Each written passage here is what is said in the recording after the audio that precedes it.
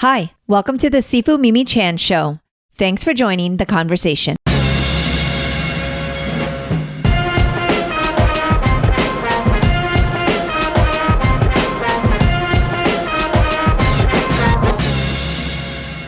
Jean Ha is an award-winning artist who worked on Wonder Woman Historia, The Amazons, with writer Kelly Sue DeConnick. I am so grateful Jean agreed to return to the show to discuss his collaboration with my friend Kelly Sue and share his expertise on all things art. Jean sheds light on the new AI tools that have been circulating and why the spirit of art cannot be captured by AI. It was a truly insightful and entertaining conversation. Jean is appearing at Comic-Cons and signings over the next couple of months, so stop by and say hello at his table. You can find the link in the blog post. I am so honored to share in these conversations with guests like Jean, and I hope you enjoy listening. If you do, please rate my podcast on your platform of choice and share it with others. If you would like to support with a donation to help keep this podcast going and support the work I do, you can become a patron of the show by visiting my website or patreon.com/SifuMimiChan. For comments or suggestions, reach out on social media at SifuMimiChan. Now, on with the show. Hello, Jean. Thank you so much for joining me on my podcast again. It's good to see you, Sifu Mimi. Oh, my goodness. I was just on your Facebook, and I'm an artist, and I saw the AI portrait that you did as a test, which was actually really good, except as far as I could tell, you don't have arms in it. So I didn't do the AI art. Let's be really clear. Okay. I do no art of any kind. Yeah. And the irony there is like one of my students, he does really interested in graphics and things like that. And my kids made a project for me for Christmas. And it was kind of not a yearbook of sorts, but more of a like over the years book. And so they put together this thing where, they would ask each other all these questions like, what's your most memorable Sifu Mimi, line, or when she yelled at you, or what do you recall from Lunar New Year? Like, so it's just kind of this really lovely compilation. And throughout the book, they've got real pictures and memories, but then they kind of storyboarded it and had a lot of these images in there from the AI. I think it was just more for fun. But it's actually something I really wanted to talk to you about because, of course, you are a true legit artist in every sense of the word. But yeah, I mean, since you're kind of touching on it, that's really interesting that you're checking it out. But what are your thoughts on? Because I don't really understand it very well in detail, but my understanding is you can take a photo and insert it into this tool, but then you still have to manipulate, and it's not as simple as I guess they make it sound, or is it? Yeah. I mean, it's okay. So not a computer expert, but I mean, as far as I understand, it uses algorithmic learning, which means they don't explain to the computer how to do something. They just kind of give an indication what the goal is. They show what the start is, and it practices until it gets what it thinks is right. But it doesn't understand things like noses or arms or things like that, which is, so if you go on Sifu Mimi's, I think it's your Facebook page, sure. You'll see this facially a very, very nice portrait of you that looks very much like you, wearing some cool kind of fantasy armor, pauldrons, shoulder armor. But there's no arm visible underneath the shoulder thing. There's no upper arm here. It's just shoulder armor with no arm on it underneath. And it's like, one of the things I like about you is all the cool things you do with, your whole body, including your arms and legs and stuff like that I can't do. And it's like, if that was, I miss that in the portrait. I miss your arms. Oh, I love this. You know what? So ironically, we're recording now like on a Monday, and tomorrow, my podcast is coming out where I'm actually going to release a ton of the images that he made. And again, he's not an expert of any kind, but literally told me, some of these things takes 15 minutes to like 3 hours, depending how much down the rabbit hole you want to go. And I don't think they made it for anything other than fun and to share. But I would be very curious as to your feedback and constructive eye on all of that. But that's fascinating because I don't think I even noticed that. Yeah, I mean, the rest of it's so lovely and stuff like that. Let me see. But it's very much asking a very talented alien intelligence that doesn't understand what humans are to do a portrait of a human. And it does its best job, but it's going to miss things. But honestly, a lot of humans do that too. So here's a famous thing. I mean, I love Rob Liefeld, but when he forgets to put something into a drawing, like a low-tech character using a bow and arrow, and then he forgets to put in the string on the bow. I mean, people forget these things. That is funny that you bring him up because, of course, he's very, people like to tease a lot about that, right? Yeah. About the hands and things like that. So it's really funny. And just because I've been around, I get to hear these things. But again, because I can barely draw a stick figure, I have like zero reference of being able to actually criticize. I can only know that this is something I look at. I'm like, wow, this is really gorgeous, or wow, I don't really get it. And that's what art is, right? See, yeah, and this is why I defend Rob Liefeld as an artist, is that his job is not to draw things accurately, it's to draw things cool. And the worlds he draws don't necessarily make sense. They're just supposed to look really cool. So, if he forgets to draw feet or something like that, or if he gets to draw a bowstring, I mean, as long as it still looks awesome, it's like asking a punk band to play in tune. That's not the point of a punk band. Oh, okay. That is really kind and insightful. But I was curious as to your thoughts because I went ahead and put like a little bit of a provocative question, like, is this the future of art, right? Up there, just so people can kind of run with it. Because obviously to me, I think this is a little bit like the computer, right? Oh, traditional animation is real. And if you're using a computer, it's not. And now we've accepted that CGI and computer animation is totally actually animation. You have to still know what to do with the tools. Is AI like that to you, or do you see it as cheating, or what's your opinion?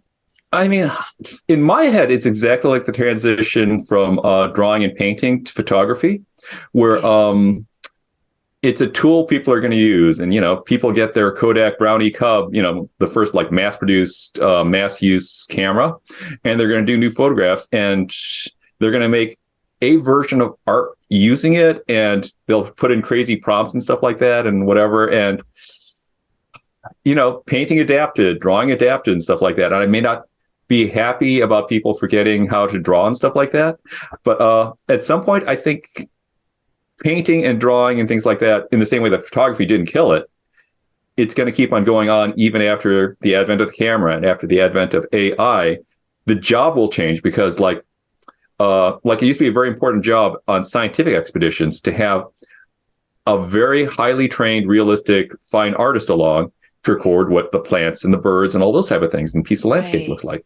And now they just bring along a camera, and that's not what AI is good at doing. It's not good at accurately representing things. But when people need amusing portraits just for fun for like somebody's birthday party, and they can just put up a big poster that an AI made of somebody. It'll be a beautiful portrait of somebody. It may not have arms. It may have the 3 eyes because the computer doesn't understand the concept of eyes, but it will be an amusing portrait for a quick use for a party or something. So yeah, and I think the question was, and any real professional artist I've ever spoken to doesn't really feel that threatened, I guess is the word. But my understanding of any sort of AI, whether it's this art or whether it's, we're going to get replaced because humans, is that the experts will still be experts, but maybe the really mediocre to low level people that would be working in an industry such are the ones that would be the first to kind of like lose their careers. I think another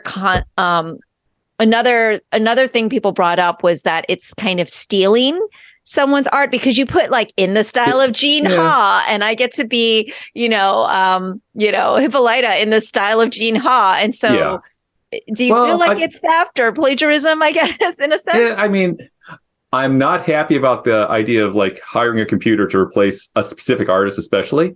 But I mean, it's legally, there's no problem with it. I mean, I know people are trying to do lawsuits on it, but plagiarizing someone's style is not something that's against law under current copyright law. And I would be happy if they changed it so that you could actually somehow trademark a style in a way that made sense, versus computer things like that, or having the internet scraped for your images to feed an AI or something like that. But it's currently not against the law to do that. But I'm going to say this actually relates very much to your main art. And of course, people call the martial arts. Yes. And they don't mean that in the same sense in the painter quite, but it really is. And the advent of things like mass-produced long-range rifles and artillery did not completely get rid of the need of people to learn physical martial arts. The bodily martial arts, and there are spiritual aspects of what it does to you mentally, physically, and spiritually of doing the martial arts yourself, learning how to do the things you do that I should be learning to do if I want to be a better person, because it makes you a better person. Yeah. And it's the same thing with coloring and drawing. And I'm super happy when I see people who are not trained artists just start doing like adult coloring books. Yes. Because it's very much of like people learning Tai Chi or something like that, of you're going to be a better person after you start doing these coloring books. And if you move on from there to something a little more advanced than just, doing the slow movements in the park, I mean, that'll make your life even better than that. And it's great. That's and I think obviously AI cannot replace that, of just the experience of doing that, or of being gifted art by somebody who took the time to make some art for you, whether you paid them for it or not. And that's also, it's very special. I mean, no parent is going to say, oh, look at this AI art my child ordered for me off of a free internet app. I'm putting it on the fridge and I'm so proud of it, and it shows me how much they love me. It's not going to be as good as a scratchy crayon drawing, because the scratchy crayon drawing shows the spirit, and it really expresses the love. Oh my goodness. That is so well put. I almost be like, all right, that's it. The end of the podcast, because I don't want to hear anything else. It was so perfect. No, I love everything you just shared and kind of framed for me, right? And there's so many things I'm about to hit up. But the first one is the adult coloring book. Like, I actually have really embraced that as kind of a form of, mental health, meditation, and then of course I have to struggle with it because my OCD is like, oh, it's not good. I need to get it just right. And then it would make me so I have to kind of balance that. But it's actually been really helpful for even like my dad, who, when we go on these trips all the time. And long story short, he actually ended up getting COVID on one of the cruises. So we had to keep him contained in the room. And keeping my dad contained is like trying to keep a ball of bouncing light contained, and coloring was a lifesaver, because it just allowed him to just be creative and having to stay in a small space. And it was just, I love it. So I love that you brought up adult coloring, and I'm not sure I'll ever graduate past that into creating my own.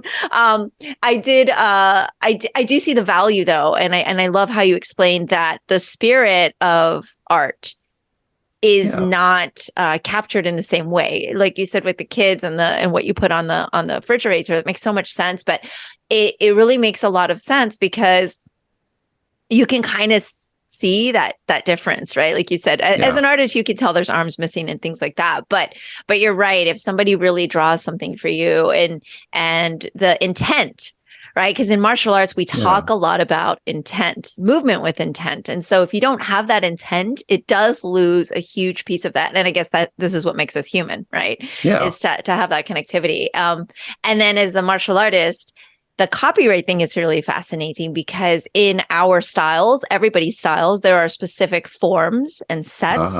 And that has been something for years and years and years. It's been very controversial. Like, well, we can't actually copyright the form sets, because yoga had already established, like, okay, tree or warrior can't be copyright, because that's just already out there and there's movement. And so, because I think a yoga instructor tried to do that very early on.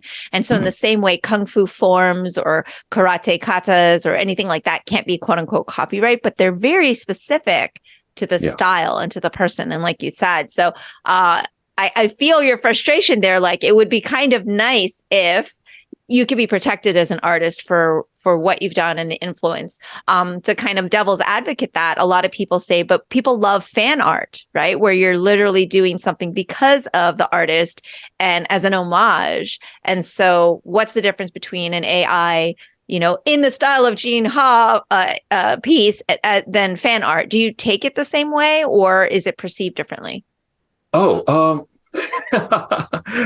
mean, the more you start to appreciate a specific artist's art, you'll understand how they, well, okay. I, I don't know how, I suspect this relates to the martial arts, but I wouldn't be able to explain it. Maybe you can. Yeah. But in the visual arts, when you see someone, when you see a piece of art, and the more you study an artist, you understand it's not just their style, it's their way of seeing the world expressed through style. That's when you become a real artist, when your art expresses who you are and how you see the world differently than other people.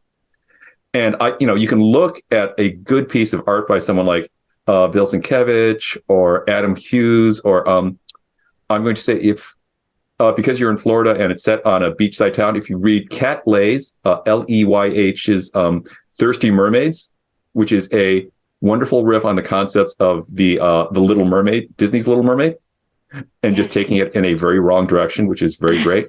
But if you look at all of their arts, it shows you how they see the world. And the thing is, because the computer doesn't actually have a point of view, it's not going to be able to express those things. And also, fan art can't necessarily, unless you're an exceptional artist, a fan art will not be able to express it. I recently was on eBay because I sold a sketch there just for auction. And I'm friends with Adam Hughes, a comic book artist, who is very, very, he's an excellent artist. He is an incredible artist. He's one of the, I've heard one person I consider one of the best artists in American comic arts describe him as, don't tell him this, but he is the best. He is, anyway, it was a drawing that said it was an original Adam Hughes drawing that had been inked by a professional inker.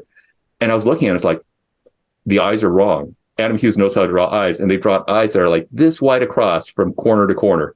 And the hair is just drawn wrong. Like, the strokes look like they're trying to look like Adam Hughes hair strokes, but he doesn't understand how to draw hair. The cape is wrong. And Adam Hughes is like, the person knew how to did folds of capes, but they didn't line up in a way where it made sense as a piece of fabric. And Adam Hughes, it's all these things were just, the understanding was wrong.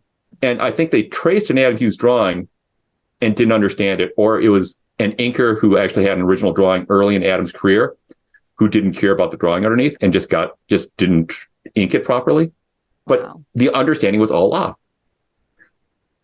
And essentially the thing is, like, you can copy, if you're a mediocre artist, you can copy elements of the Gene Ha style, but you won't have the understanding to understand why I did things. You'll kind of get them off. Like,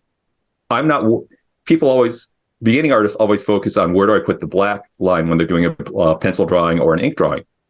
And that's not what I'm doing.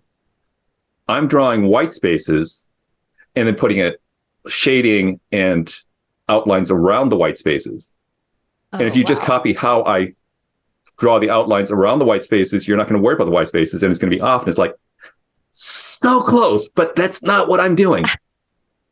Okay, you just blew my mind about the white spaces, by the way. That makes, complete sense. And I think, though, this is the whole, back to, those capers where we're watching like art theft and forgeries. Yeah. And this is why you need expert eyes, because like to lame viewers, we would maybe not be able to tell, right? Or even, I think, not even like expert level like you, but someone who reads comics a lot and really is like super like dedicated to, for example, Adam Hughes would be like, this doesn't look quite right, just because you've seen so much of it, right? So I don't even know that you have to be as expert as you are, but like it makes complete sense. Like the intention isn't there, the motivation, and everything you do has compounded, right? So all of your inspiration, all of the experience you have goes into how you now draw an arm, how you now draw hair and things like that, right? Like I'm sure, most artists in any sense usually look back at their first beginning years work and like not cringe, but go, oh, okay,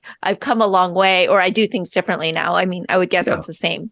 Yeah. I'm going to give an example. Like, something that showed me my understanding of martial arts wasn't what a good martial arts instructor does. Yes. A friend of mine, Patrick Kelly, who's a martial arts instructor and a physical education teacher at Indiana University, posted a video from a security camera of one guy in a parking garage backing up as five guys, one of whom had a pistol in the back of his pants, began coming at him. And the guy who's backing up is trying to defuse the fight.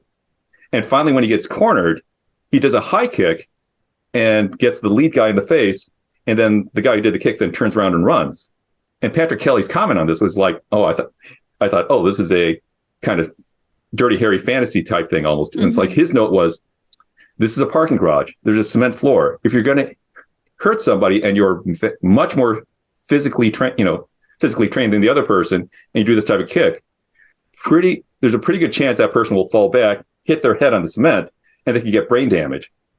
And you should be mindful because you don't want to end up in a case where you cause someone permanent neurological damage, Mm-hmm. even if it's at the risk of, even if your life is risked. If you have another choice, don't do that.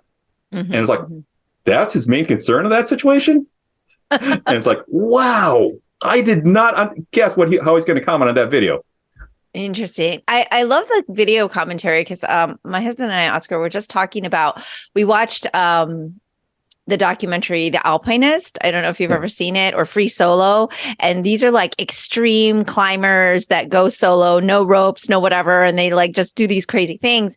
And there's videos where they say, oh, the Free Solo Alex, he now does commentary on movies like Mission Impossible, where Tom Cruise is like, they'll comment as experts, like, is this right in the movie? Or we've heard like other, Navy SEAL guys commenting on that. And so, we were talking about even stunts, right? Like people commenting and having kind of that expert opinion. But it's always fascinating, like you said, what is the thought process and everything. And going back to copyright forms and seeing movement, like we as Walam practitioners can always tell when people have learned from a book, when people have learned from online, when people have maybe studied it once legitimately, but left for like over however many years. It really only takes a year for your Kung Fu to change and evolve and move away from what I consider the source.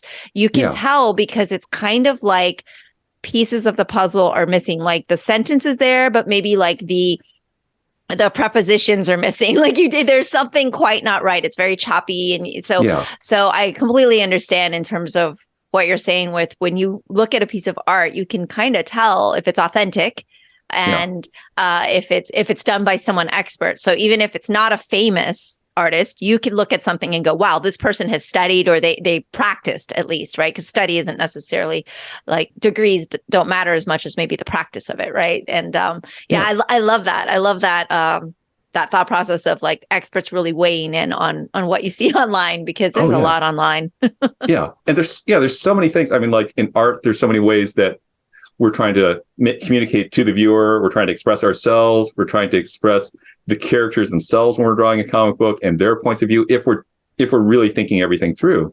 And just like, when you do movements in martial arts, there's all these things of like, you're talking about it being choppy. Like you're thinking about the beauty of the movement. You're talking about the effectiveness of it, the personal physical safety of the person doing themselves. Like, I know from having done some ab exercises wrong, some side oblique exercises wrong for 2 years, it messed up my hips. Yep. And it's like, oh, yeah, you need to worry about doing the movement right, because you keep on practicing that for 2 years, it could be a permanent injury.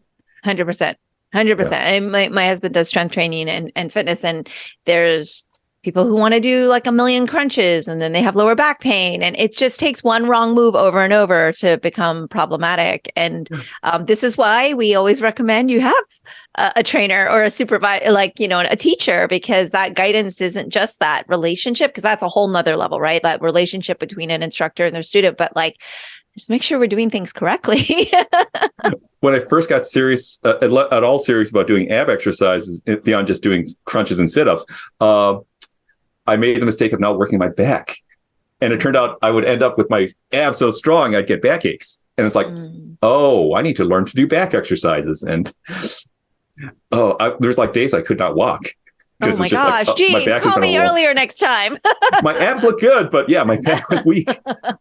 Well, that's like, we could rabbit hole all day on this, but that's like a different thing too. It's like aesthetic versus function. Like there's two different like methods of working out, and there's nothing wrong with either, right? Well, we all should work out to function properly, but there's nothing wrong with the aesthetic. It's just making sure that you balance out so that you don't have injuries. And, in our martial arts, we very much look to my father as the goal. Like at 80s, we want to be climbing up and be able to do things, touching our toes, being able to have movement without pain. Like that's kind of my goal. I just want to wake up and not be in pain.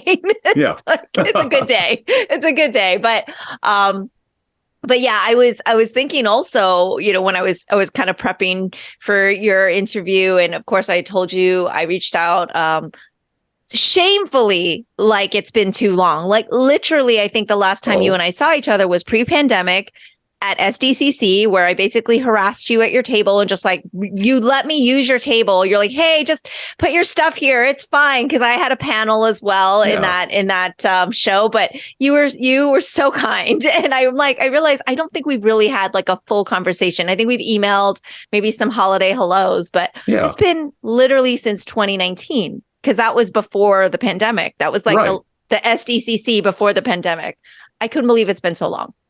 Yeah. I mean, I feel like we're fine. Well, at least for me, especially, I'm still, I still mask up in public and stuff like that because I have friends who I don't want to, who are going through cancer and stuff like that. I don't want to Yes, get anything yes. to them. But yeah, I feel like this is the catch up time.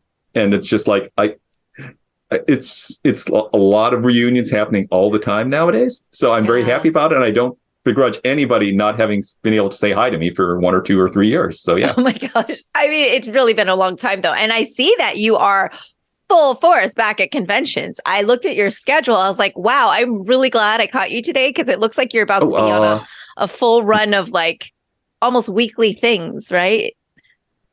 oh, not quite, but well, like biweekly. Yes. I'm going to a Okay. small library convention next weekend. So a small free library convention. Then I'm doing Mexico City, La Mole's Mexico City. Wow. Let me see. And then after that, I'm doing C2E2, and then I'm taking most of the summer off. Okay. So then I'll take a long break.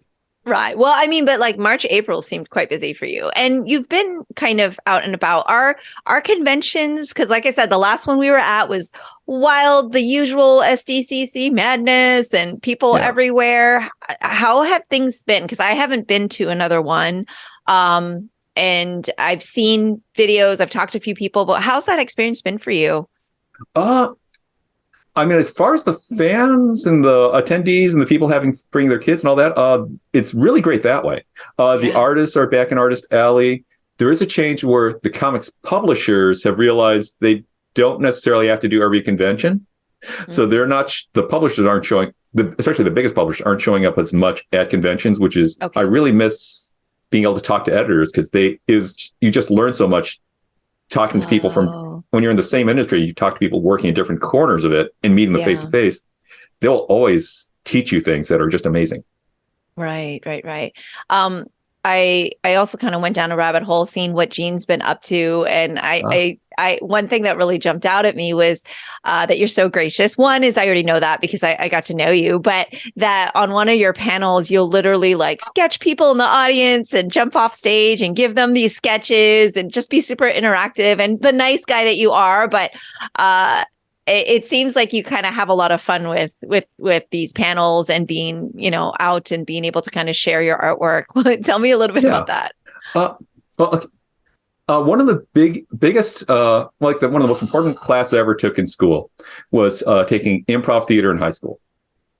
And one of the big concepts of this is, well, the most famous concept is yes and. If somebody does something, you then, when it's your turn, you then take it, and then you don't negate what they did. You accept it, no matter how crazy or silly it seems, and keep on playing with it in the same direction, and then hand it back to them. But part of the important concept in this is that you need to also, it's unstated usually, you need to give them space to say something you can yes and to.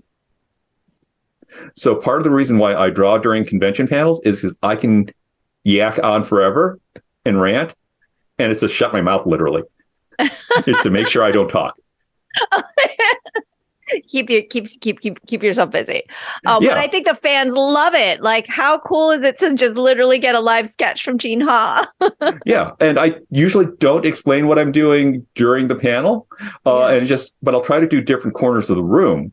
So that way people will see me coming by with a drawing that looks like them and hand it to somebody. And then each corner of the room will start to realize what I'm doing.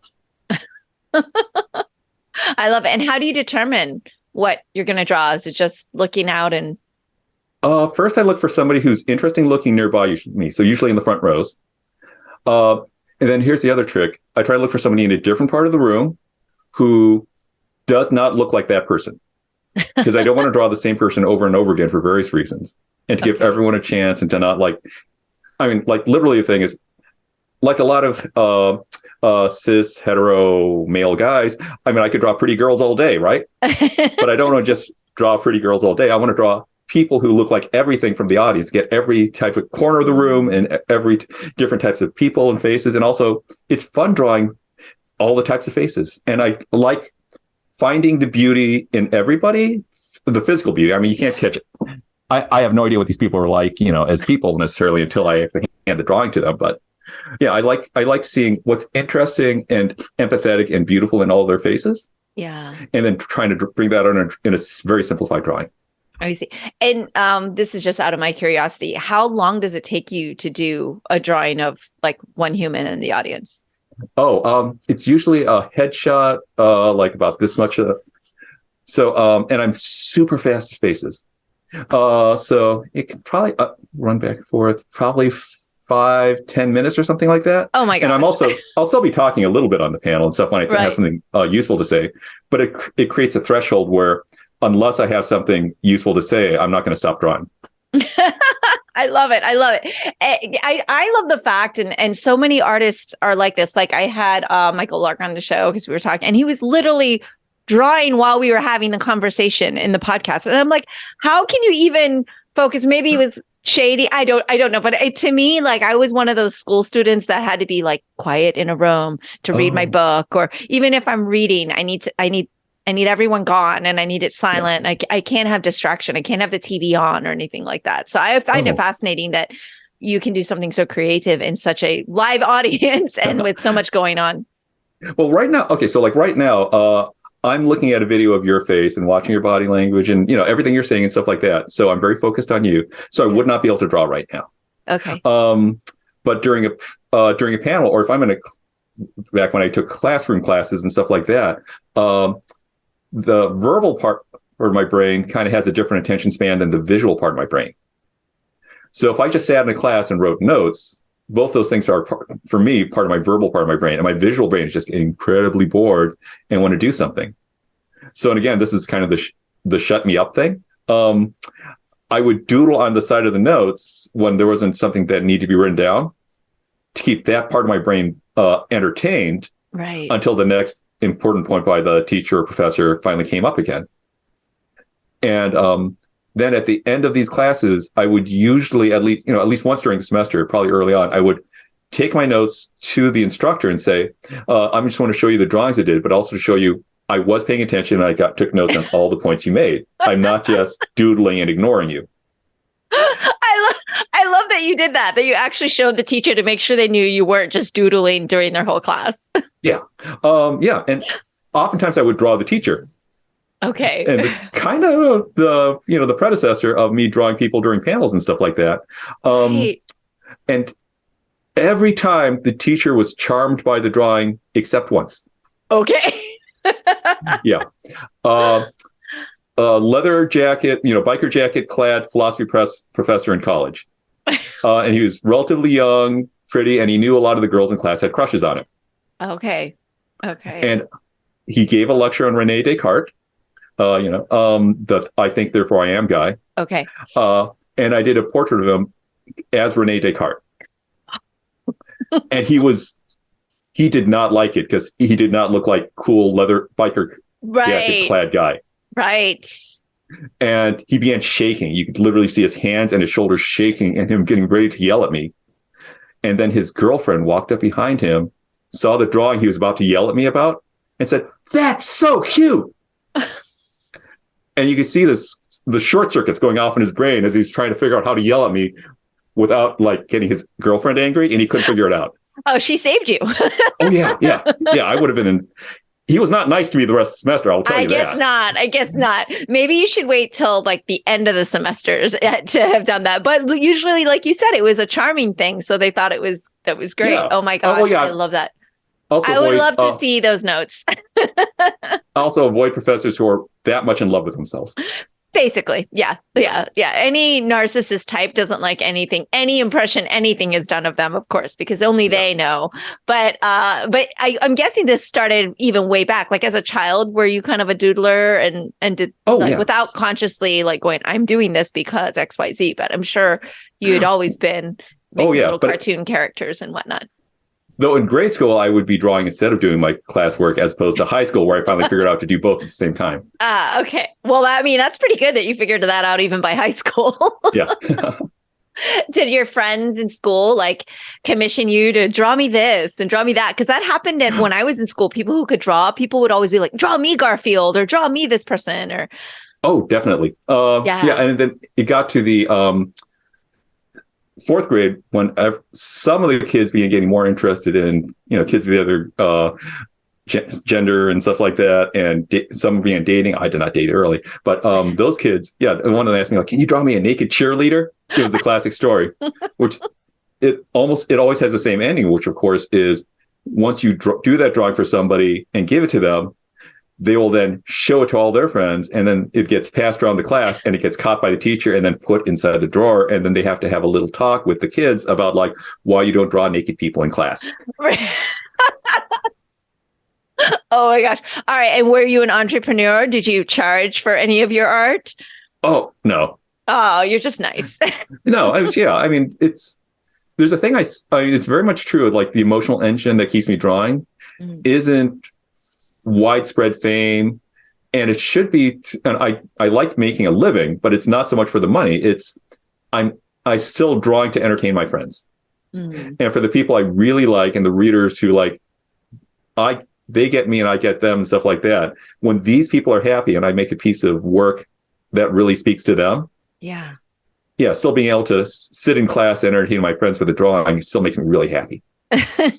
Fantastic. And which is why I feel like when you don't get kind of tainted and thrown into the business side of things as an artist, it really helps keep your art pure and the joy of it is there. Yeah. And it definitely shows. I have to bring up, first of all, every time I talk to anyone that's worked with Kelly Sue, like, I just gush over how much I adore and love her, like 1,000%. Oh, and it must have been fantastic to work together. Yeah, I brought along visual aids. So, so I got to work on the second issue of Kelly Sue DeConnick's Wonder Woman Historia, the Amazons. It's a 3-volume set that's now being collected into a collected graphic novel. This one was mine. Yes. And if you viewers out there, if you look at this, you can see like Hippolyta, the future queen of the Amazons, her horse, which is wearing a cave bear skull. But if you look at it and squint at it, and especially if I hold it further away and let it get blurrier, you'll see that there's a face hidden in the cover.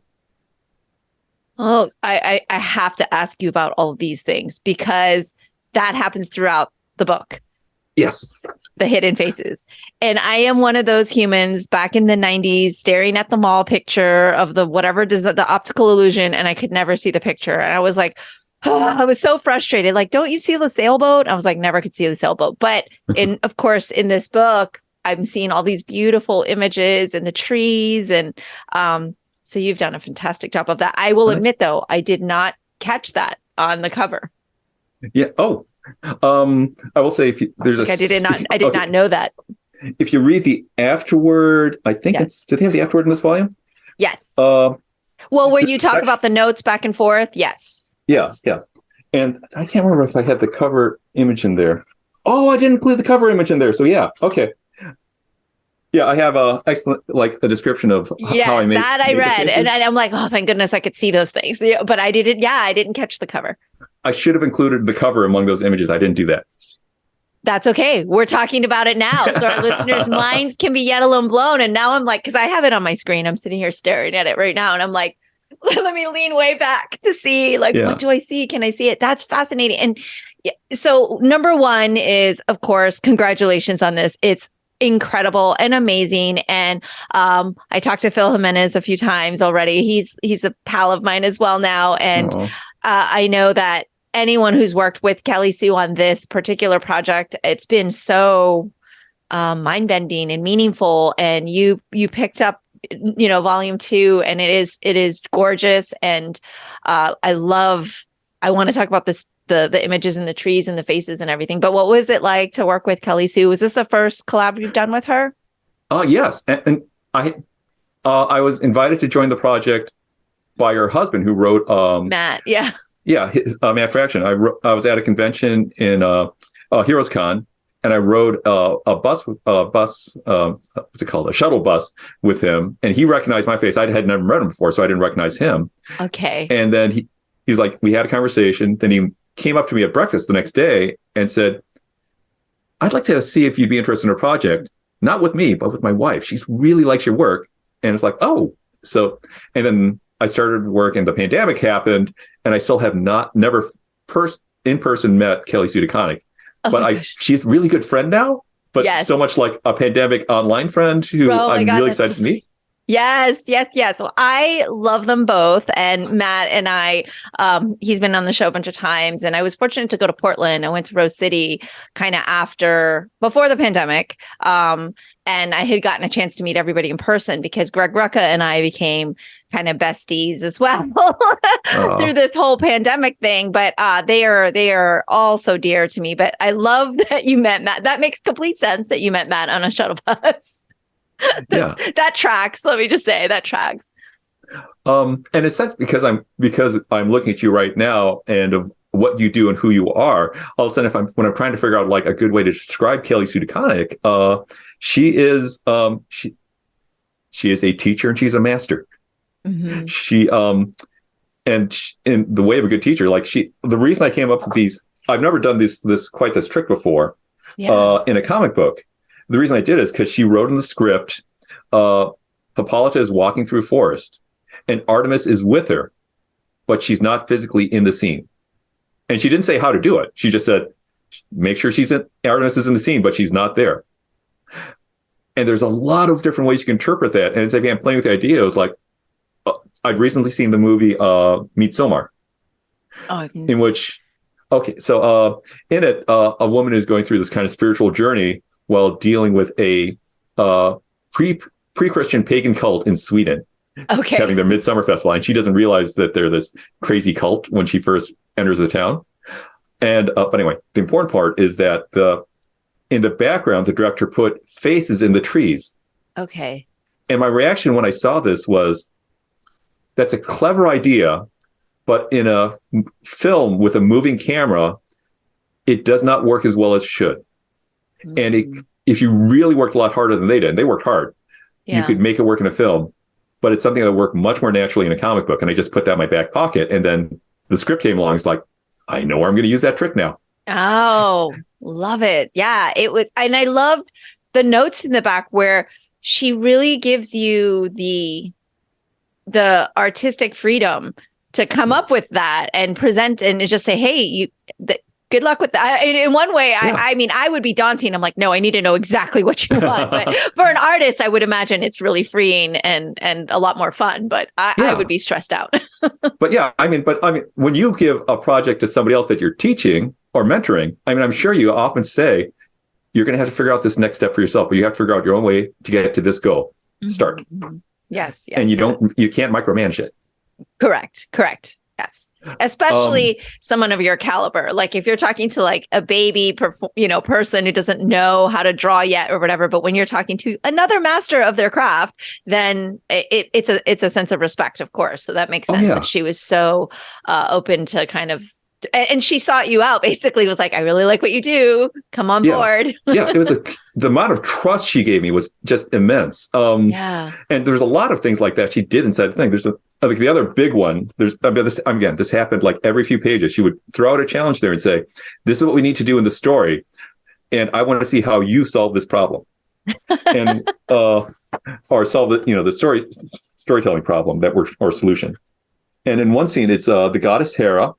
Mm-hmm. And she's talking about the history of misogyny and injustice against women in the past, thousands of years in the past, leading up to the present day and into the future. And then she said she wanted to have this explosion, this release of rage and sorrow from Hera on a double-page spread.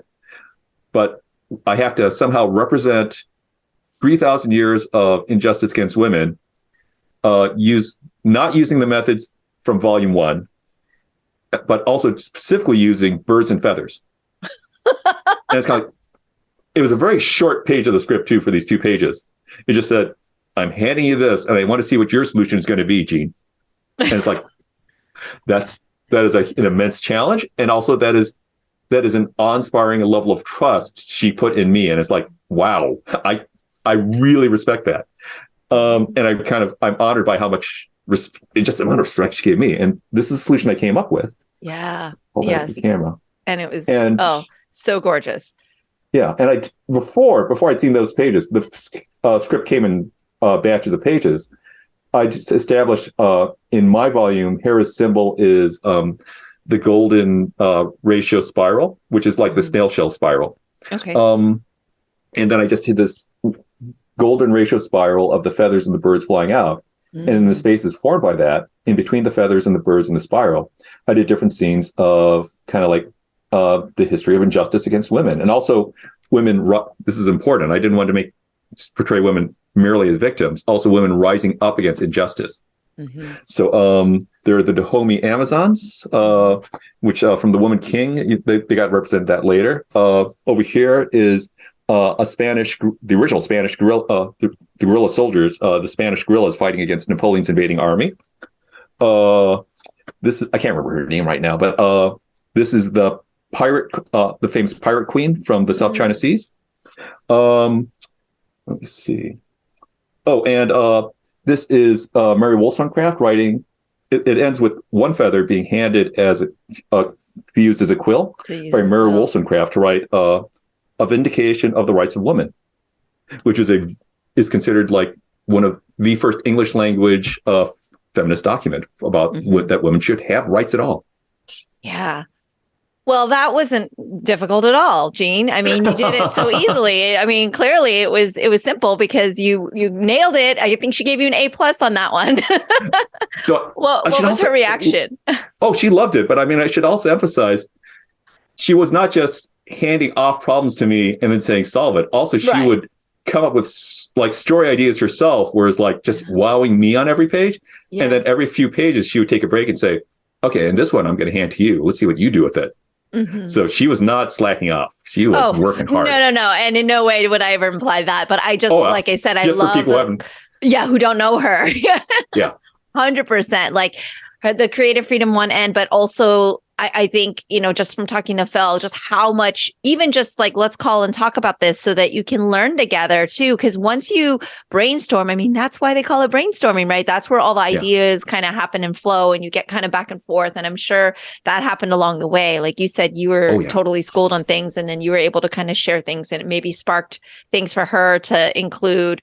But yeah, I'm really curious, particularly about the spread you just shared and that word problem that she gave you, which is hilarious and amazing. How much, because there's so much, right, of injustices against women to like decide who are you going to pick, who are you going to choose? How long did it take you to research the different humans? Or was that something that she kind of helped as well with, hey, here are some people that I have thoughts on? Or when she wrote the script, she didn't know I was going to put in the scenes from history into it. Yeah. So there were no suggestions from her at all. Right.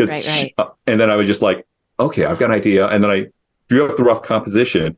I figured out how many spaces there were going to be in it. Okay. And then I tried to think to myself, and this is supposed to span across the world, across history, and across time periods and places and people. So I had to figure out representatives from kind of every corner of the world and stuff like that. So like Nepal, southern China, there's pre-war the United States and pre-Civil War United States and just ancient Greece. I try to get everywhere I could and just try to get everything in there, represent a little bit everywhere to say that there's no place where like it's been perfect justice ever, for all time.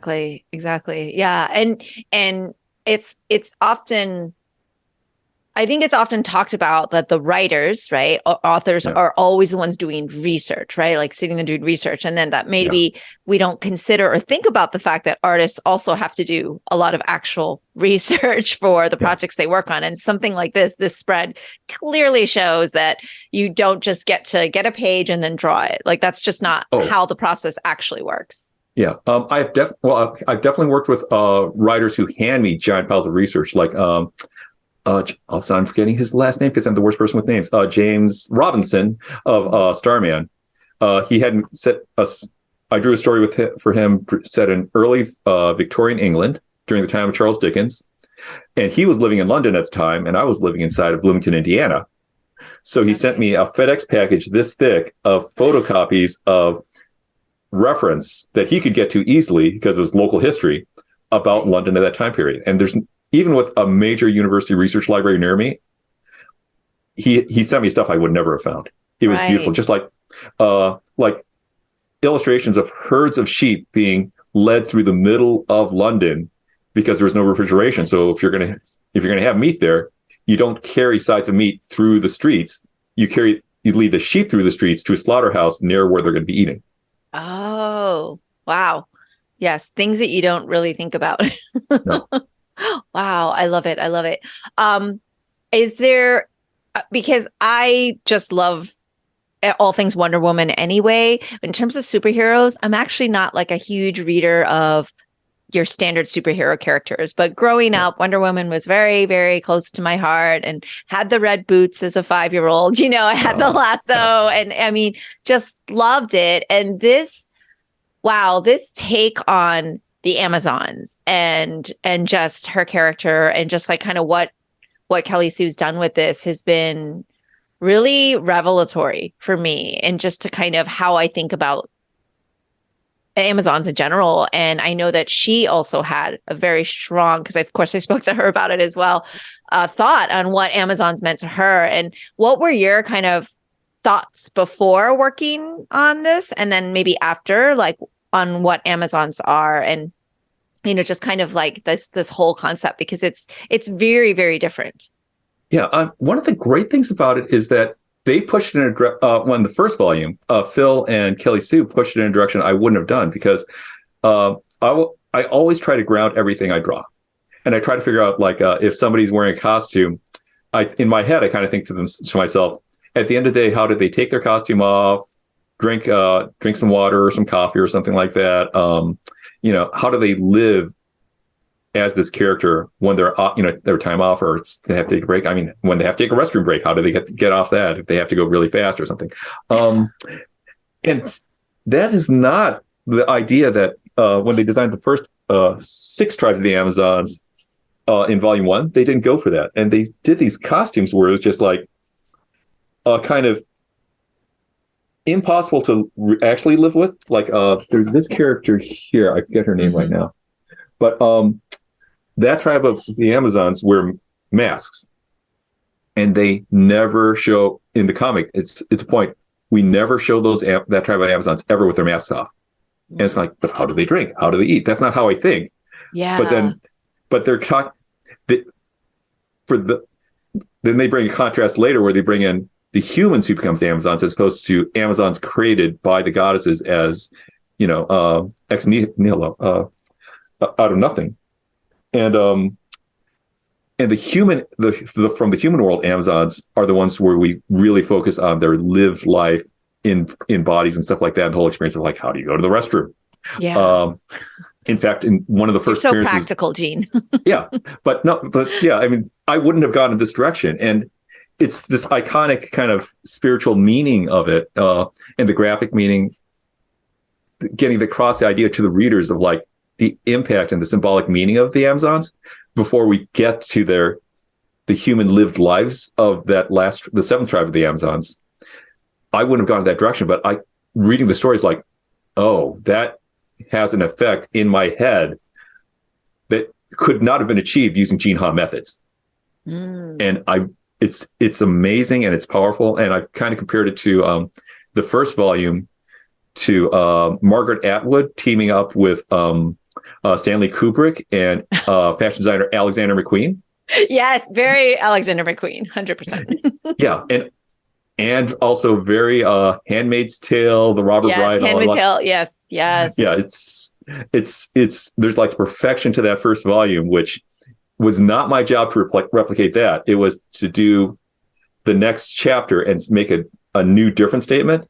But oh god, the things they did in the first volume were just like, again, things Gene Ha cannot achieve, and I should not be asked to achieve. And I'm glad they brought in Phil to do that first volume and make that statement. But okay, so I'm just for my timelining. So did you see Volume 1 before you started to work on Volume 2? Like, was that or was it all kind of a little bit concurrent, so you didn't have to have that in your head to be daunting? Phil had started like not quite a year, but many months before I did. Okay. But it was like almost a year, like he started before me, but then he only finished up 3 months before me. Right. So he was working on his volume a lot longer than me. Yeah. Being paid a page rate, not based per page, not per how much time you put in. Yeah. So his investment into this project, his dedication to it is just insane. But also I didn't see all the finished pages until after I finished mine. Okay. Especially the colors. Okay. So there are certain things I did in my volume where if I'd seen the finished pages, I would have done it differently. Like there's like a really for obvious example? one. Yeah. Yeah. Okay. So let me get an illustration of Hippolyta at the end of Phil's volume. And she's wearing a red tunic and striped leggings.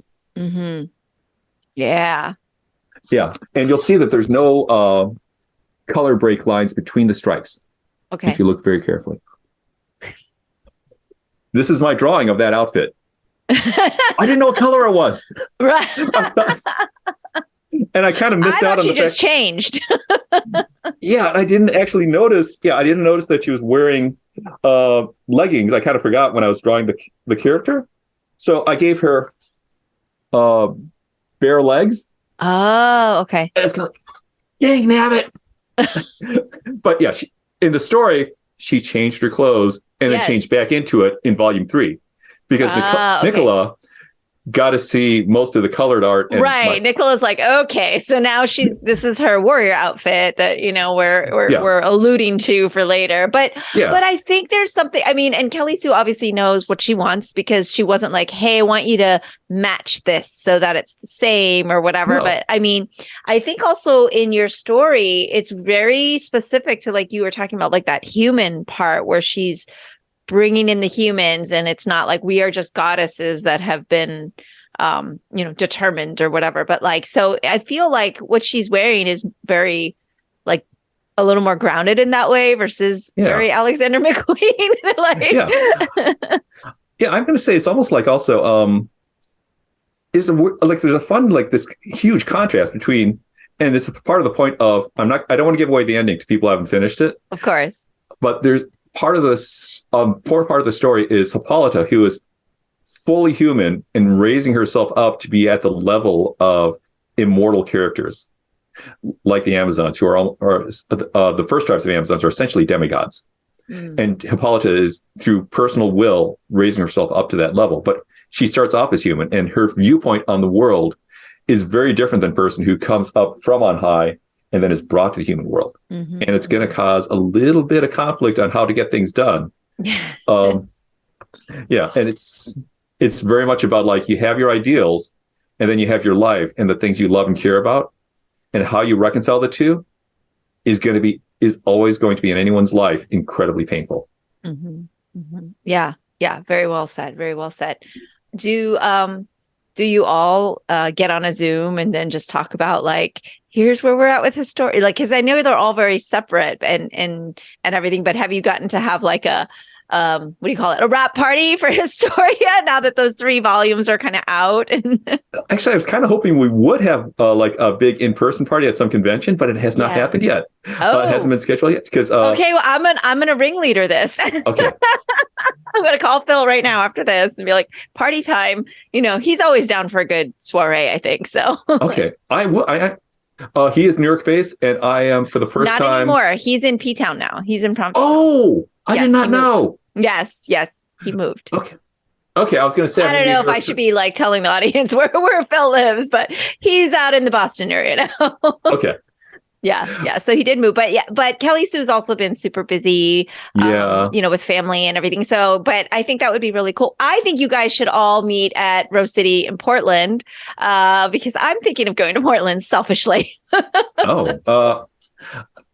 Man, September.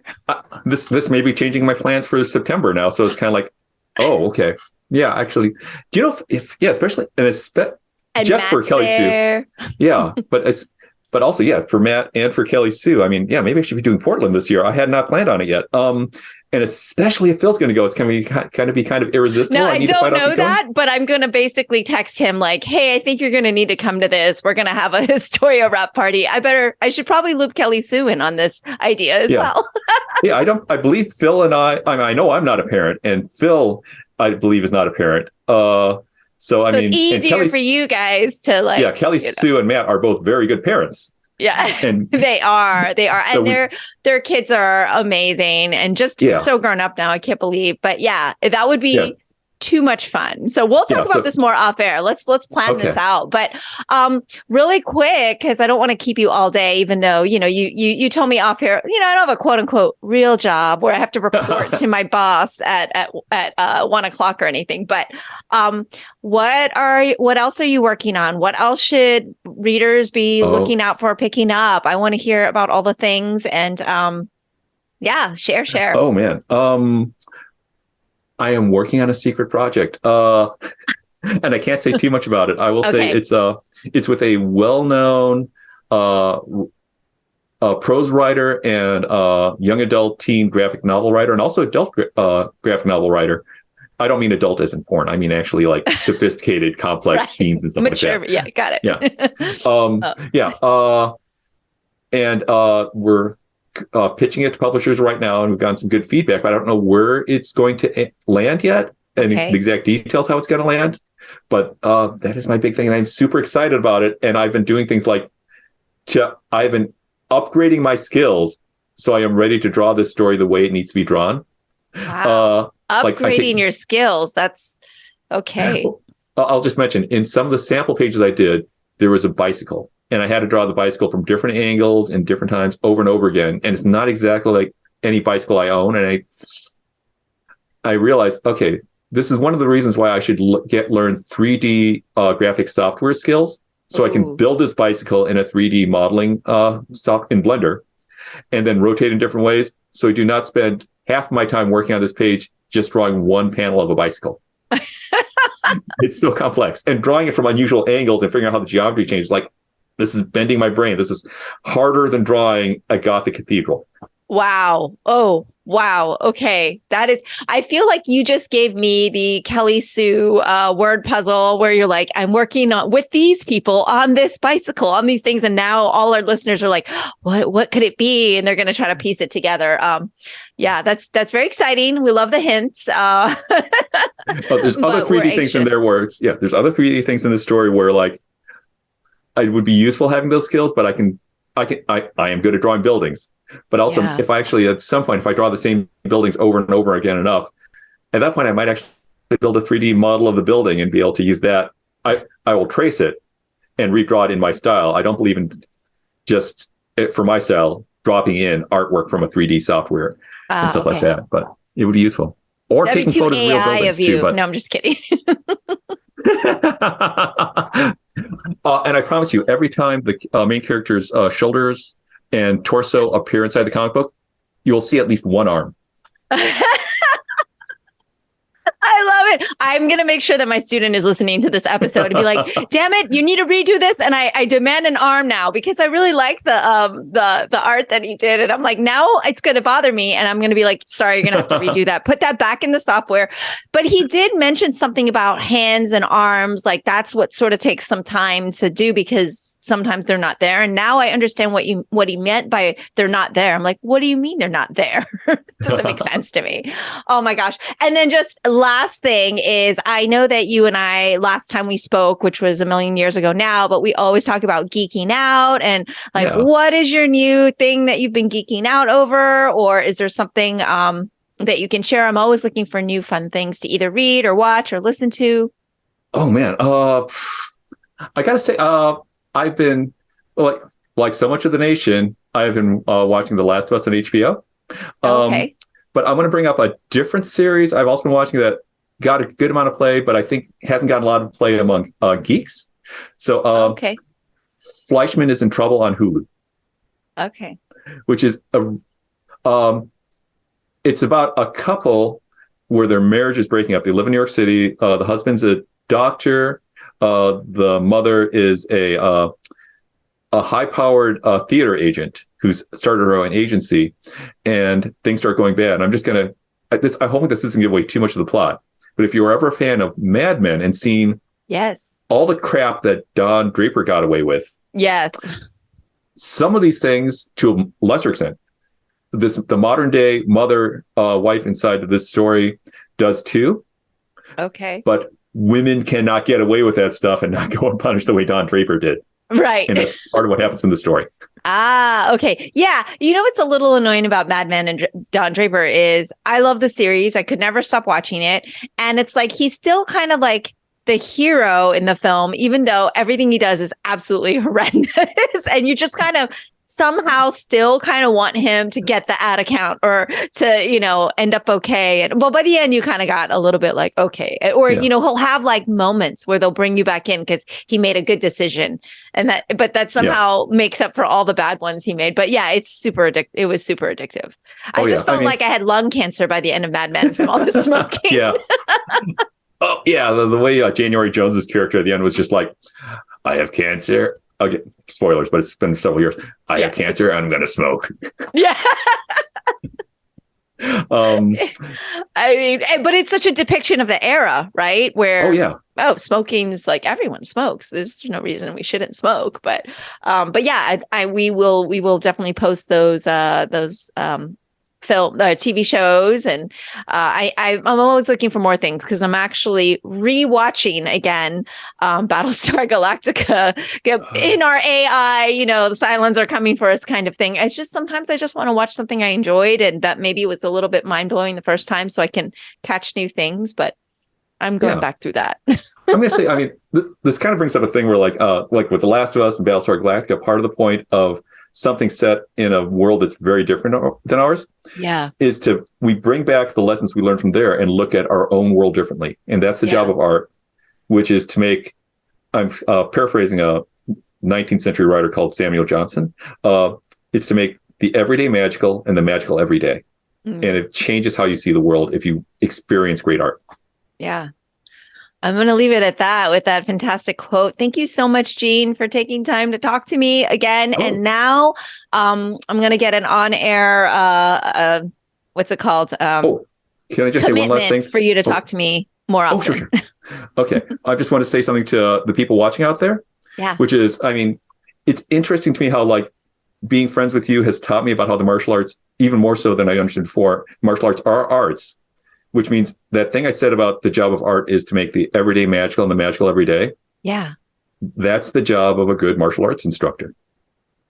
And it's not just so you can punch things. It's also so it changes how you see yourself and how you see the world. Absolutely. You are just full of like perfect quotes. I'm going to make sure my team is getting all of these down so that we can have them. No, thank you for that. And also thank you for always just being so generous with your time, but also gracious. And you're always so complimentary. In the very little that we communicate, I always feel so happy after I've spoken to you. So thank you for that. And thank you for the compliments. But now, like I said, on-air commitment, you will come back and maybe we can talk a little more frequently because there's so much more I want to discuss with you. But once we start talking, I'm like, oh, we need to talk about that. Now we need to talk about this. So I get a little tangented, but hopefully you'll come back. Oh, yes, definitely. All right. Thank you so much, Jean. Have a good day. You too. That's all for today's episode. Thanks for listening to The Sifu Mimi Chan Show. Please subscribe and rate my podcast on your platform of choice and leave a review. You can become a patron of the show at patreon.com/SifuMimiChan to help keep this podcast going. Follow me and interact on social media at Sifu Mimi Chan on Instagram, Twitter, or Facebook.